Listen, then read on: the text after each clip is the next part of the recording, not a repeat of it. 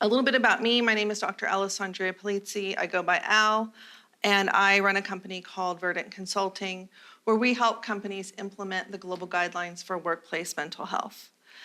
And we teach resiliency skills, et cetera. So very different from many of the sessions that we've had over the last few days. We are lucky to have affiliates around the globe. We have about 60 around the globe who are trained on our programs, et cetera. Okay, that was my plug. Okay, so I work with several tech companies, and we talk a lot about psychological health and safety because what is one of the biggest investments that tech companies make? People. And so if I have a big investment in my business and I don't take care of keeping that investment safe, is that a really good business decision?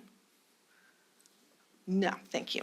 There's going to be a lot of those, so just be prepared. Okay, so this study also from 2022, all of these are going to be mostly post or during pandemic. 62% of tech teams are considering quitting because of the stress and strain of their roles. As I mentioned yesterday, we have global standards that take the science of psychology and decades, almost 100 years actually, of research on workplace psychology, performance, et cetera. And they have created guidelines that organizations can follow that identify specific hazards that are known to increase our risk of burnout and exhaustion. The WHO has theirs. They just published it in September of last year. And ISO, who's heard of ISO? Right? What do we know ISO mostly for? Huh? Film? Okay. Yeah, different ISO, yeah. Okay, different ISO. Thanks for that. I was like, does not compute. But is it a standard? Is it a standard? So it actually started as standards for nuts and bolts and different equipment during World War II, because when we were sharing through the Allied troops, things weren't working between the troops. And so they started implementing standards. They have standards on total quality management and environmental health and safety within the workplace, including psychological health and safety, which has been there the whole time. This is not new. And they started building this standard in 2019, before the pandemic. So I want to do a quick check on how you're doing. So get a piece of paper and a pen, or get your phone. We're going to do a quick quiz to see how everybody's doing. You will not have to share your data, so feel free to be honest. This is low on science, high on interest. Everybody with me? We're good? Awesome. All right. First one. On a scale from 1 to 5, I feel like quitting. Is that never, or very often, or somewhere in between?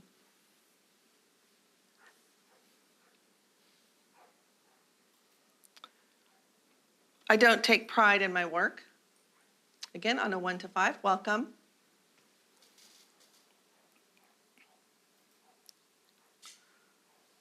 People or issues easily get on my nerves.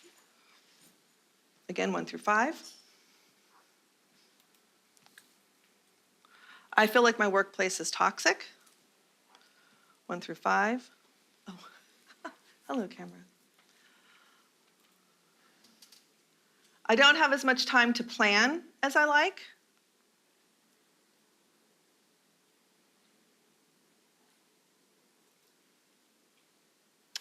I seem to be forgetting things or not as sharp as I once was. We'll actually come back to this one.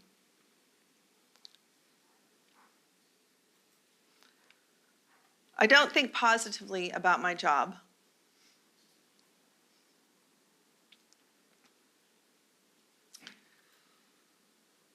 I don't feel like I have anyone to talk to.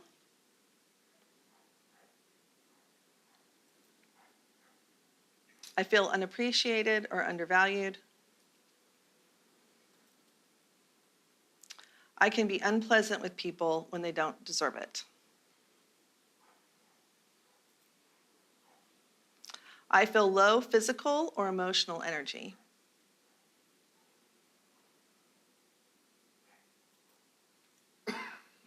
I'm unclear or confused about what I need to do at work. All right, add them up.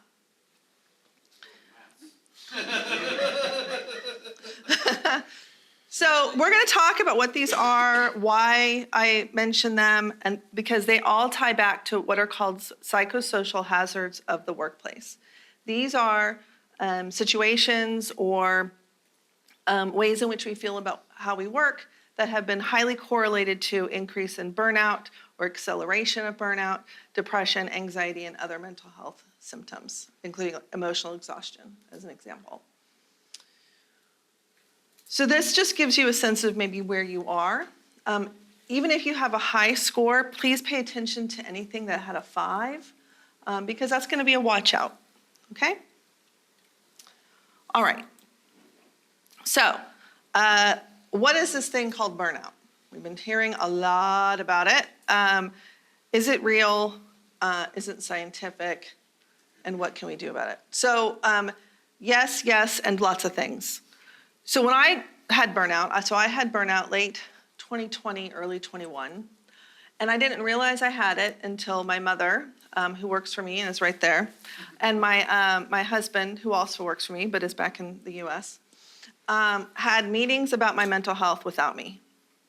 I was working full-time as the chief people officer for the 4th largest veterinary hospital company in the US with 7,000 employees. I was the head of HR, responsible for them, doing work I loved, and I was a disaster. And so I started researching burnout, and that took me on this journey because I thought it was just a thing that the kids say these days. I didn't realize that there were decades of research on what burnout is, what causes it, and what we can do to prevent it. So happy to share that with you today. So I'm going to talk about each of these. These are just 6 of some of the psychosocial hazards that can cause or increase burnout. You may recognize some of these from our, okay, I don't know why I'm pointing because it's just a mouse. There we go. All right, workload. So here are some things to consider. Side note, ChatGPT helped me come up with these questions, but I did review them, so they make sense. But I do use ChatGPT as my I break things. I stepped on it. That's what happened. Okay, we're back. It just was feeling lonely and needed to be fondled. Okay, so yes, so workload.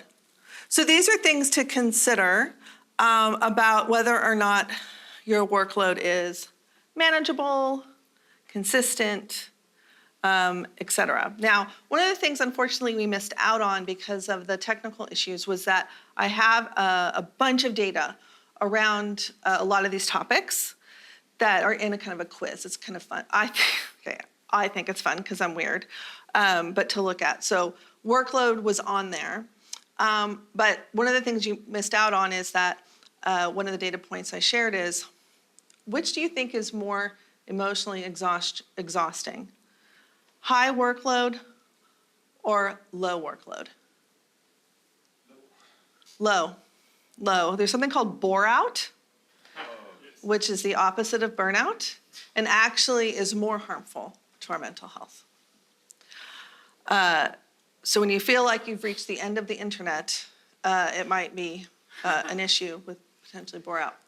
Okay, having control over your work. I had this conversation last night at dinner with my colleague at the table. He was talking about how he was working someplace, he was making suggestions, and no one was listening to his advice.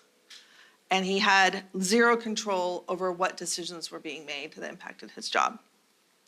This can create frustration and put us at risk of burnout.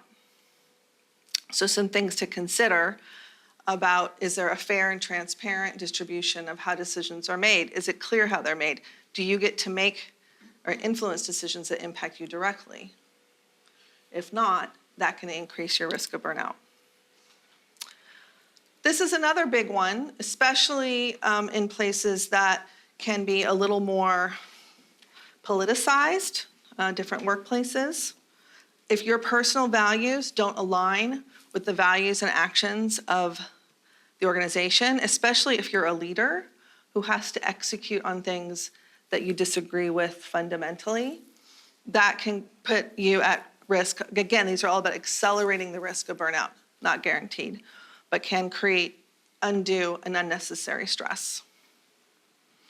If you feel valued, so this is feeling like the contributions you're making are actually considered to be a value, right? That you're needed. Your opinion, if it's different. Being included in decisions that could benefit from your expertise. These are things to pay attention to. Again, common causes of burnout, not unique to tech. Job security. So often when I do this talk, I share a study from a woman named Mary Van Cleek from 1923, looking at a flour factory in New York. And it passed hands between one group of owners to another, and it went from poor performing to high performing. Same people, same plant, same work. And so she looked at what was different.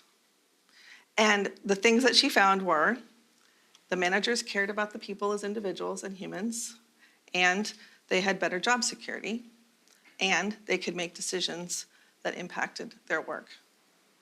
So 100 years ago, we were looking at this.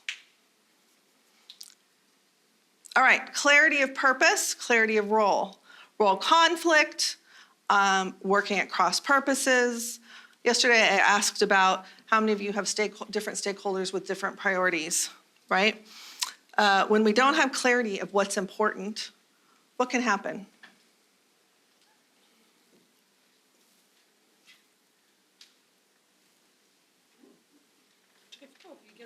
You get lost. What else?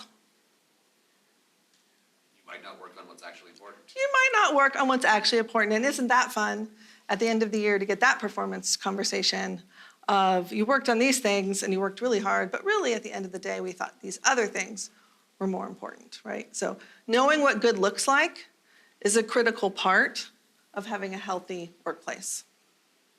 And having clarity of how your work connects with the purpose of the organization is part of that.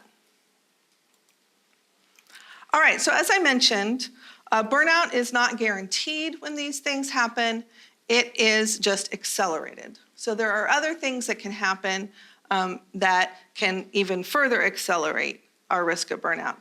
Things like if you've been burned out before, personal history, just the length of time that you experience these exposures, different things, right? It does not mean that you are weak if you experience burnout. These are things that have been proven for decades that increase our risk. You would not blame someone for getting injured if they were walking through dangerous terrain and say you just should have been stronger, right? Or would we? We wouldn't do that, right? I'm guessing? No, okay. So it's part of the human process. We are feeling creatures who also think. Our emotions are what keep us alive. All right, so burnout. So again, I was burned out. I'm like, this is something just kids say. And then I found all this research. I said, oh boy, this is a thing. And here are the 3 symptoms that tell us that we're burned out. One is exhaustion. This can be emotional exhaustion or physical exhaustion. The second is cynicism. This one surprised me. So this is basically distrust in the intent of the people around you, a disbelief in what people have to say. And the third one, and this was the one that I thought actually impacted me the most, was lack of ability to do work that you were already good at. So lack of lowered cognition. So I went from someone who was really good at doing certain things to someone who was terrible at it. And I could not figure out why. So lowered cognition, higher cynicism, higher exhaustion. Those are the 3 symptoms. So, as promised, I want to talk about the specific hazards for folks who work in IT and tech. By the way, I should have mentioned this. This is going to be a little bit of a roller coaster ride. We're going to get real sad. Like, this is very overwhelming. I don't like any of these things.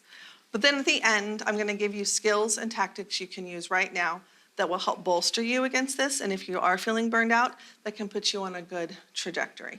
So we're going to end up in a great place. Any questions so far on the concept of burnout and some of the areas we've talked about?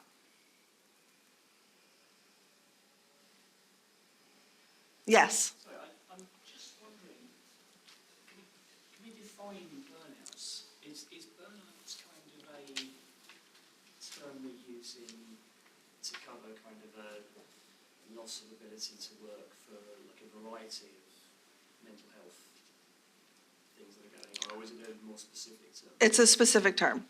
So specifically, and there's a, thank you. Question was, what's your name? Mike. So Mike's question was, is it a generic term that we use for a variety of things, or is it specific? It is specific. There are actual burnout inventories. If anybody here is concerned that they may be burned out, feel free to use the QR code at the end, and I will send you an inventory that will tell you whether or not you are in burnout. It is something that can be clinically diagnosed. I am not a clinician. And those are the 3 symptoms. The exhaustion, cynicism, and decreased cognitive ability. Does that answer your question, Mike? Yeah, thanks. Now, does burnout lead to other potential mental health risks? Absolutely. Absolutely. It's correlated to depression, anxiety, and physical issues as well. Other questions? Yes? Yeah, I have one. I'm still wondering what you said about if I get injured, did I make a mistake? And often the answer is yes. Like, do I wear the good shoes? Did I do the right exercises, the warm-up exercises, or I just started to hunt like crazy? So I think we shouldn't forget about the responsibility of the individual. Absolutely. So the comment was we shouldn't forget about the responsibility of the individual. Absolutely. What I'm talking about are hazards that happen at work, right? So does anybody here work in construction or any kind of place where workers can be injured physically? Yes, what is your area? I work in pipeline inspection, and we also manufacture the tools ourselves, so we have a factory. Okay, so manufacturing is a great example. So I have equipment that can injure someone, right? What do? I would do what? You put precautions in place, right? I don't say, well, everyone should be personally responsible for keeping themselves safe. We did that 100 years ago, right? But now we put in precautions to keep people safe. So just as we know about physical hazards that can happen at work, we know about the 12 psychosocial hazards that can also impact us at work. And just like we take care of those, we need to take care of the others because people have mental and physical health. That make sense? It makes sense. Yeah. So it's not absolving the individual from taking care of themselves, but think about the focus we've had the last 10 years on keeping healthy through work, getting your steps in, counting your water, making sure you're getting sleep. We talk about this at work, right? Most companies? Okay, how many of you have companies that talk about keeping healthy physically? Yeah. Okay, you guys should think about going someplace that does that. So we're perfectly fine talking about taking care of yourself physically, but rarely do we count the mental health activities we can be doing to stay healthy psychologically. Right? We teach people about taking steps and why that's important in cardiovascular disease. We should teach people about the mental health that you can put in place that also correlates to heightened cardiovascular disease. Okay, so that's where we're working from. And that's based on the WHO, the International Labor Organization, and ISO. So 5 hazards that have been identified for tech professionals. How did that happen? My mouse was pointing someplace. Thank you. We're just, nobody look, nobody look. Eyes closed. Eyes closed, eyes closed. I keep treating it like it's a pointer. Here we go. Thank you. All right. Exhaustion. So another gentleman at my table last night was talking about how he was working 12-hour days on Sunday because Sunday was supposed to be his day of rest. Okay. When we have tight deadlines, when we're working those long hours, right, we get exhausted. We are not superhuman.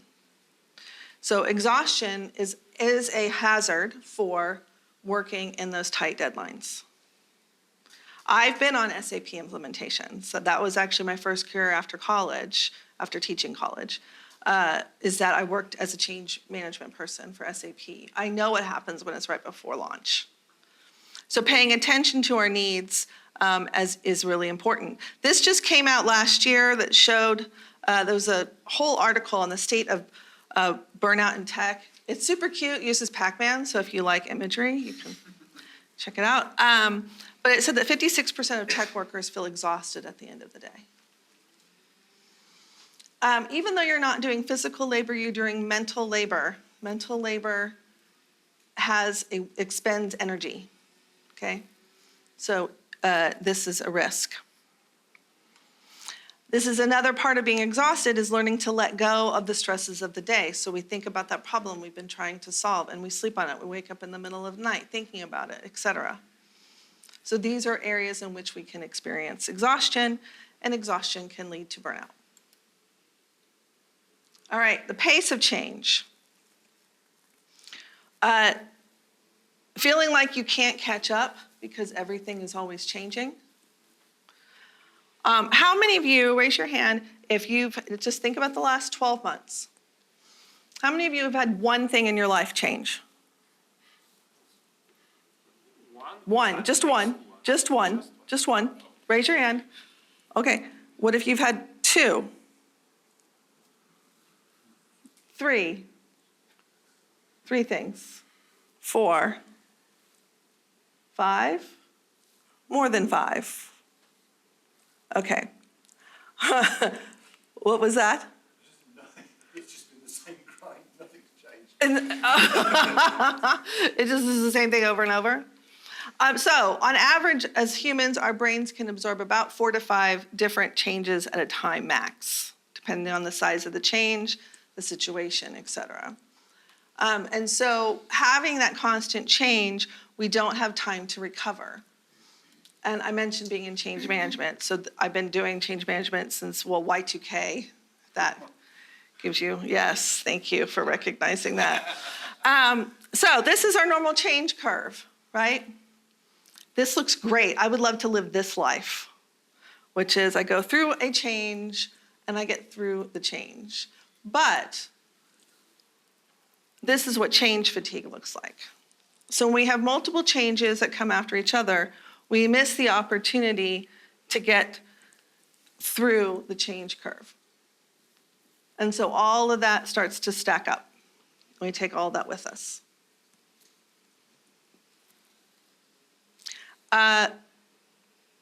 Anyone here feel like their company has an issue with change fatigue? Yes? Yeah?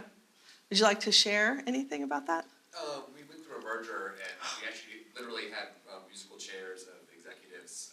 We now have had a stable executive team for some amount of time, but at first there was a lot of change. Yep. How many of you have had your managers change in the last 18 months?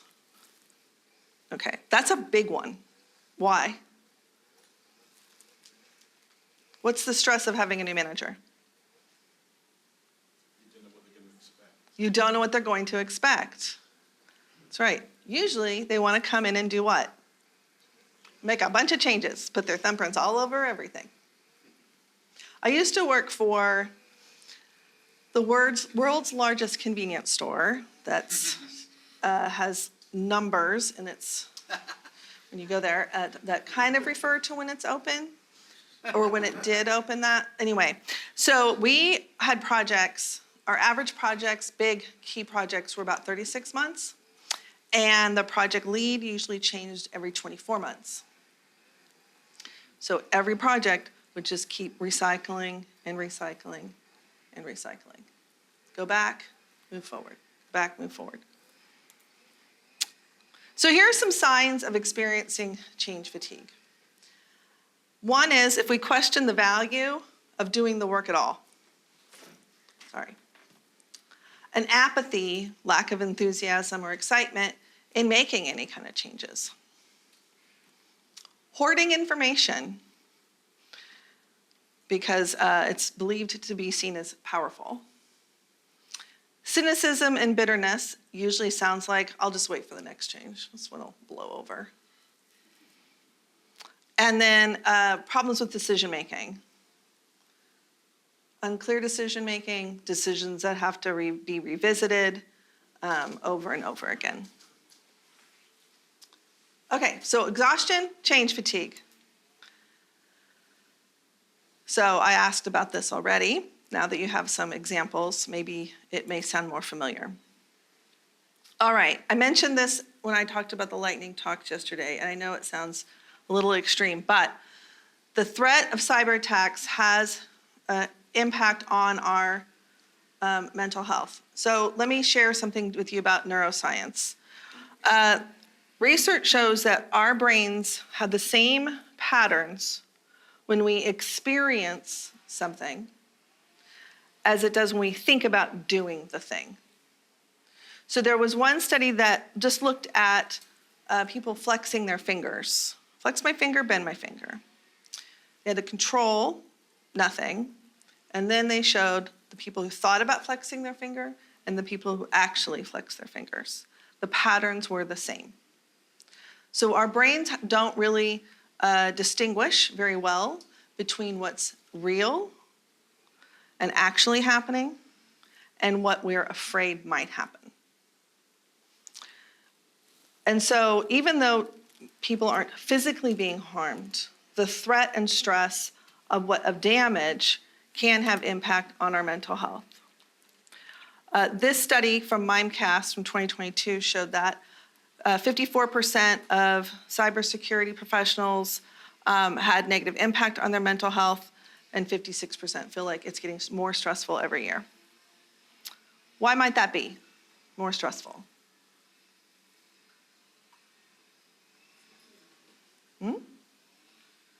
I heard something. Yes. There are just more attacks out there every year, and they're getting more sophisticated. There are more attacks, and they're getting more sophisticated. We had a great conversation at dinner last night also about AI and deepfake and being able to tell the difference between what's real and what's not. All right, people are messy. This is number 4. People are messy. Again, I say that as a change management person. Often we put in place, we're going to make this great transformation, we're going to launch this new tech, this new process, it's going to be great, except for the dang people who have to use it. Because people are messy. And we don't usually pay enough attention to how messy they can be.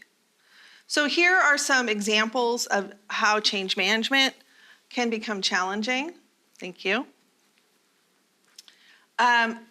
Especially if you've been working closely to the project, and you have stakeholders who have been, when we're ready for the average population or for the rest of our employees to start using the new process, we get frustrated because it's taking them too long.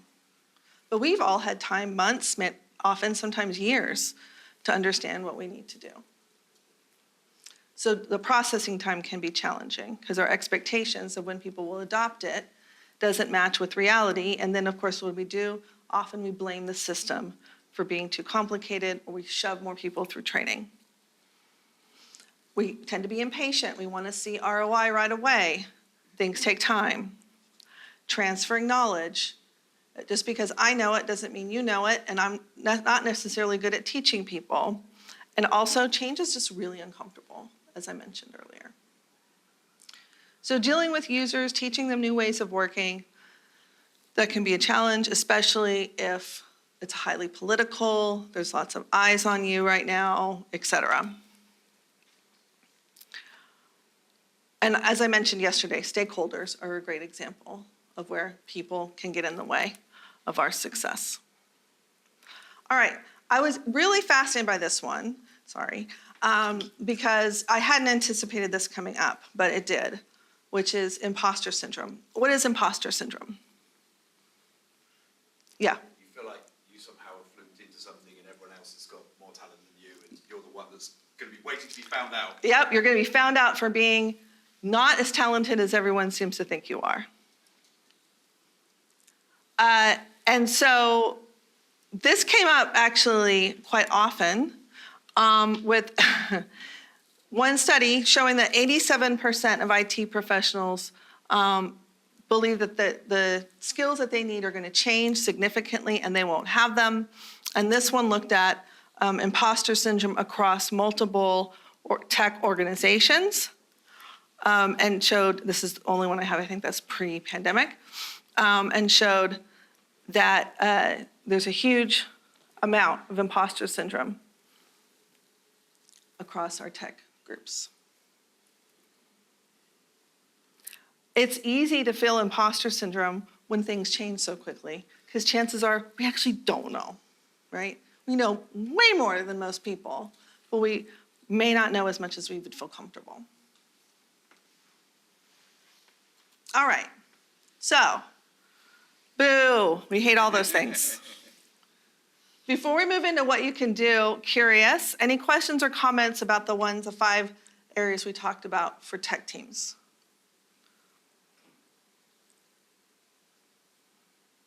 Okay, let me ask this.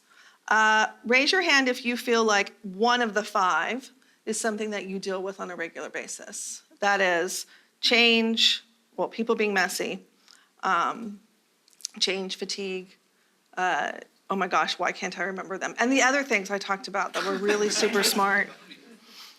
I know, imposter syndrome and exhaustion, so those work times. So anyone? Okay. Well, at least some of you can relate to what we're talking about. But in addition to that, we had those 5, we had the 6 general ones. Now, out of the 11, raise your hand if at least one of those things, workload, feeling valued, values alignment. Raise your hand if at least one of those. Okay, I won't call on you. You can raise your hand. Okay, good. So, well, not good. That's not great, but at least now you know what that is and why it matters. Because that's what's important here, is not to go, okay, this sucks, I hate it all, but to say, okay, I know that these things are here, and so I can start to suspend judgment of myself that they bother me, right? It is natural and it makes sense that these things might be difficult. Now what I want to do. Because what often happens is we face these issues and then who do we blame? Ourselves. That's right. Why do you think we do that? The only thing you have control over? It's the only thing, yeah, that's great. It's the only thing I have control over. Huh? You normalize it, that's right. We also have been told it's not personal, it's business. I had someone come up to me a couple days ago and say, I know I shouldn't feel this way, it's just work. We just have the one brain. The brain doesn't know it's time to not have the feelings, right? The brain is gonna have the feelings. In fact, not having them is actually the dysfunction, okay? So it's natural to have them. Now what do we do? Okay, so we're going to talk about another word that's been overused, resiliency, which is basically the ability to cope with these things and have strategies and methodologies to not have them have as much of a negative impact on our mental health. So I'm going to be teaching you a few in my last less than 30 minutes, but not quite 15 minutes. So we're going to talk about that, and we're going to use something called neuroplasticity. Who knows what neuroplasticity is? Who wants to define it for us? I haven't heard from you. Let's see. It's the ability of the brain to adapt and change its workings. Yes, it's the ability of the brain to adapt and change its workings, yes. So we used to believe that our brains were hard-coded after once we hit adulthood, right? We now know that our brains develop until we're 27, and through neuroplasticity, we can change how our brains are wired. And so actually everything I'm going to cover here ties back to understanding how our brains work so that we are better able to navigate these known challenges and hazards. So what happens when we become overstressed is something called the amygdala hijack. So everybody put up your hand. Put your thumb in the middle of your palm, and we're going to put our fingers over there. This is a rudimentary model of your brain. Okay? In the middle is our amygdala, often called the lizard brain. Okay? When we're stressed, overwhelmed, this sucker takes over, and all of our more developed strategic thought goes bye-bye. Okay? So what we're trying to do is move from here to here. And we have specific tactics we can do that will help us do that.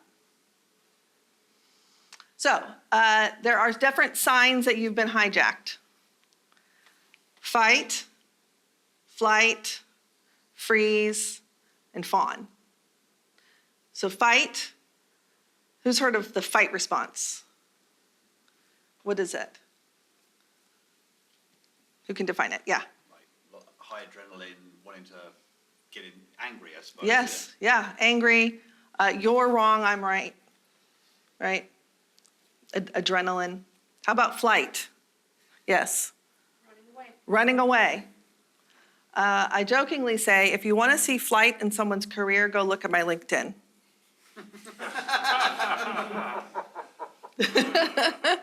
Freeze. Yes. What? Play dead. I'm married to a freeze, and it's this. Da-da-da-da-da-da-da. Okay, fawn. You may not have heard of fawn.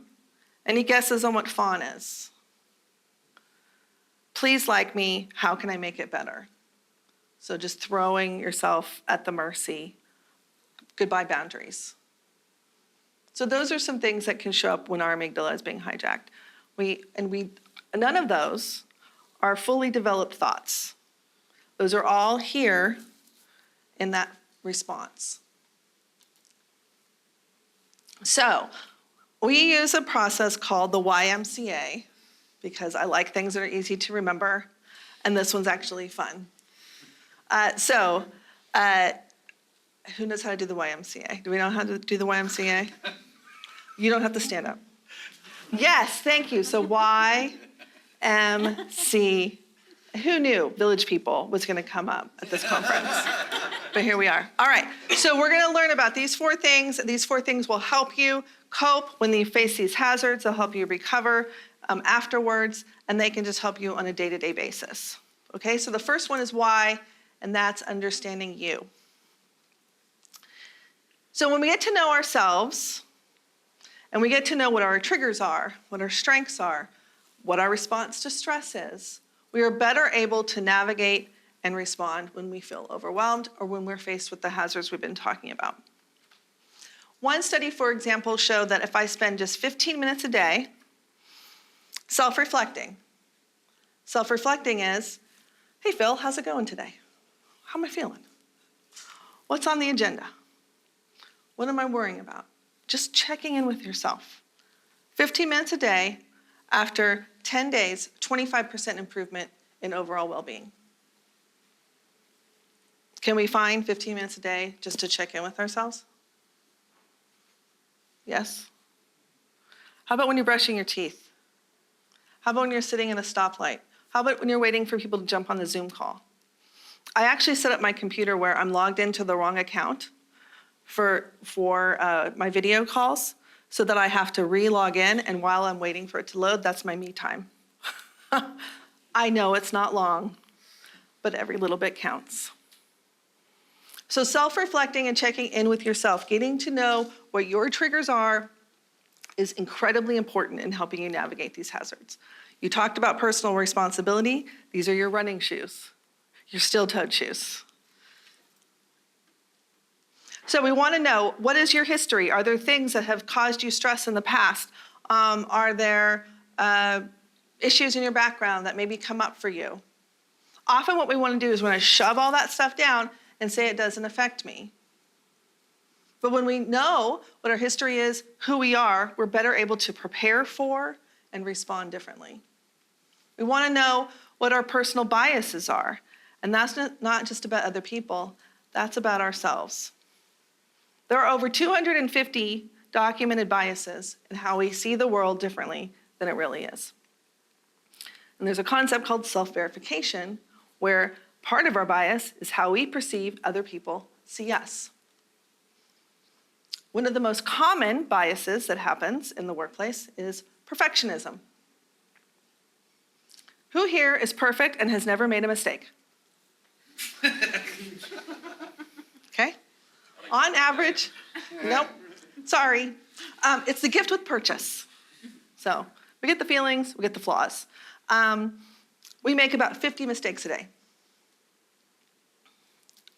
So if you're striving for perfection, you are going to be disappointed. Stress styles we've already talked about, but knowing our strengths, what we're talented at, feeling really good about that, supporting ourselves and leaning into it. These are ways we can support ourselves and get to know ourselves. Sorry. One of the things we should be aware of is something that stresses us out in particular. Those are called triggers. So I'd like for you to, really quickly, turn to a neighbor. What is one thing that stresses you out more than it seems to stress other people out? Just spend 2 minutes. I know, talk to another human. Oh my God. Oh my God. We all get stressed. It's okay. Go ahead, discuss. Yes. At work? Yes, at work. You know what? It could be not at work. I mean, I know there's definitely some. I'm just trying to reflect on some. I think when we're doing planning, and there's like distracted by one thing. I'll talk to you. I think it's probably that people don't listen, like don't take feedback. Oh, when they don't listen and not take Yeah. feedback, yeah, that's a hard one. Yeah, very stressful. Because it's like you're trying to get your point across. Mine is when I have to speak up for myself. Like I can obviously talk, right? But if I have to talk and advocate for myself, tears. Every time. How about you, Bat? I missed the question because I was very rudely. It's right there. It's right there. One thing more than others. Oh gosh. So it seems to stress you out more than others. Doesn't have to be. I guess letting down my teammates. Yeah, right. Or not. You mentioned imposter syndrome. It's very top of mind for me, but it's very much like, hey, in my particular environment, I've been like pushing for a particular role for a long time, and I finally got it, and now I'm like, oh, now I have to do it. I hope I can. I've been representing that I can, and now suddenly I have to show everyone. I know. Oops. Yeah. And you know what's fun about that is you're going to totally mess up sometimes, too. Yeah. And I'm like, that sucks. All right. Let's come back. So why would we want to know about what stresses us out? Thank you. Why is that helpful? You know your trigger. Thank you, yes. Being able to avoid the situation. Being able to avoid it or prepare for it even better. Yes. Or feel okay about it when it happens and you become stressed out. Feel okay about it. Another bias is called metacognition. That is feeling bad for feeling bad. As soon as you hear the word should, that's an alarm that you might be headed down a bad path. Okay. So what you want to do is care for yourself, right? Be open to build a plan for the future. I know that having to confront people or do something where people may not like me, ew, not good. So beforehand, I get my game face on. I get real big. I do the Amy Cuddy superhero stance. I turn on my gangster rap. I am ready to go. But I, before, would just hop on into it and then just be mad at myself that I got nervous or whatever my reaction was. So the best thing you can do about these triggers is to prepare for how you're going to handle them. All right, mindfulness. Oh, we saw this slide earlier. All right, so that's the M for mindfulness. If we do the M, right, it's pointing to the brain. Yeah, like that. So mindfulness. I am a terrible meditator, just so we're clear. Mindfulness is not meditation. But when we can apply our mindfulness practices, which is paying attention to and observing our thoughts and emotions without judgment, it has a huge impact on how we respond to hazards at work. Okay? So when I can check in with myself, catch a breath, I move from here to here, and this is where we want to be. This is where our thoughts, we can have more thoughtful and planful responses. So think about what mindfulness can mean to you. It doesn't have to be meditating. Like I said, I get that pause between when calls start. That's just my me time. I just take a deep breath and check in. The Chinese character for mindfulness is the combination of heart and now. So how am I feeling? How am I thinking? What's going on? Very simple. You can find tools on the internets, apps, this thing called a library. I know, weird, but there's all kinds of ways you can practice mindfulness. It doesn't have to be one way. Find your way. You can have mindful movement. You can have mindful eating. You can have, again, breath work, visualization. There's a ton of ways that you can be mindful. All right, C, compassion. It's like giving ourselves a hug with this. Okay, so this might feel a little touchy-feely, and I apologize, but self-compassion has been highly correlated to being better able to navigate challenges, especially at work. It improves our self-esteem, our ability to bounce back from challenges, our ability to check in with ourselves. When we speak to ourselves with kindness, that is what self-compassion is. So when you speak to yourself with kindness instead of judgment, this is where we start talking about getting rid of self-criticism. Often, we would not speak to others the way we speak to ourselves. Okay? If you can start to change that language, what happens is you activate the nurturing part of your brain, and it makes you better able to take care of other people, as well as yourself. Who here is responsible for managing other people? Okay. Practicing leader self-compassion is critical for you to be able to be there for your team. For leaders, we often think, I can't focus on myself, I have to put my team first. Not when it comes to your emotions. Okay, you need to make sure that you're healthy so you have something to give. So 3 ways to build self-compassion. Kindness versus judgment of yourself and others. Finding people you can connect with. You're doing that now, good job. And mindfulness, that old thing. Here we go again. Oh, I'm gonna skip this. If you'd like the video on unhelpful thinking, let me know on the QR code or come see me. All right, last one, acceptance. This is like the umbrella. It's better to put the umbrella up than it is to curse the sky for raining, okay? Acceptance is identifying what you can and cannot control, including yourself. Acceptance is not hiding or accepting things or approving of things, right? It's not saying, it's okay that that person yelled at me, but it's accepting that person yelled at me, they're angry. that has probably very little to do with me. That's accepting sometimes we have good days and sometimes we have bad days. That's accepting and using accepting speech for yourself. Accepting your triggers. Remember I talked about the word should? We want to get rid of the word should. Accept how you are. I have feelings about this thing. I wish I didn't, but I do. Now what? Focusing on what you can and cannot control. One study looked at 50,000 people who were going through major traumatic events. And when they practiced acceptance of what they can and cannot control, they were exponentially better at recovering from those events and navigating and coping through them. Okay.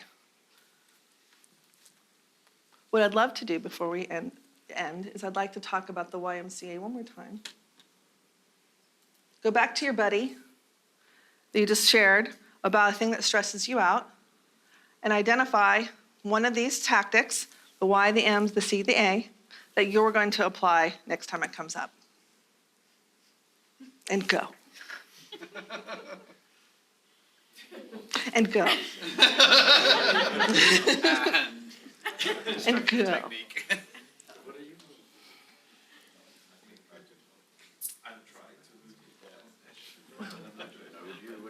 Do you have any ideas?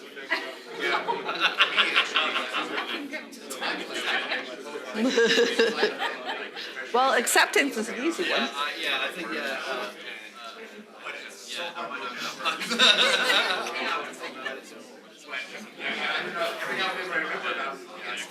You can understand where We'll go a month without thinking about it, remembering you. then you can accept it.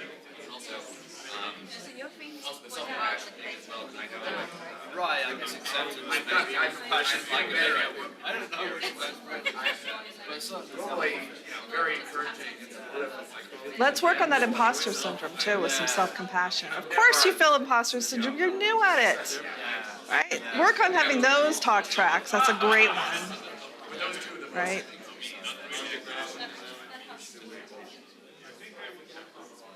I think I have something for myself. So mine is like what stress me take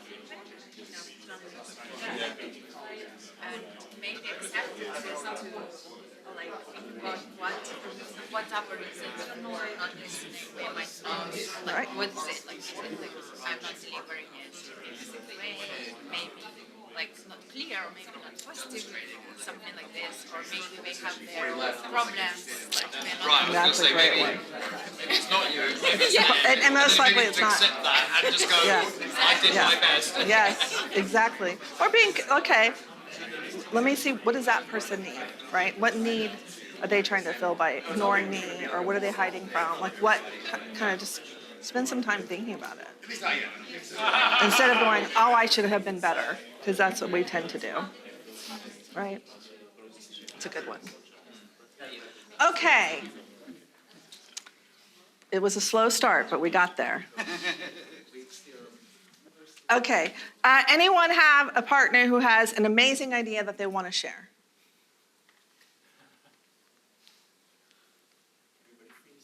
But, okay. Did you have terrible partners? No good ideas? What's happening? Well, I'll share one. We had frustration with people not listening to feedback, right? So an opportunity to just accept that I'm going to do my best. I always do my best. And that just might be not the right time for this person. Instead of beating ourselves up for maybe not having done it right. We can always learn. But who here goes to work to do a bad job? Right. We are all trying to do our best. And so accepting that about ourselves and others is one thing we can do. All right, so, oh, no, I'm not going backwards. With that, I want to wrap up. I know that it's been a long few days. If you're interested in anything we covered, you want to debate with me about how we shouldn't care about any of this stuff, I don't want to talk about my feelings anymore, feel free to connect with me. Here's a QR code that takes you to our website. I'm also on LinkedIn and TikTok as your HR big sister. I know. So constantly running amok in both places.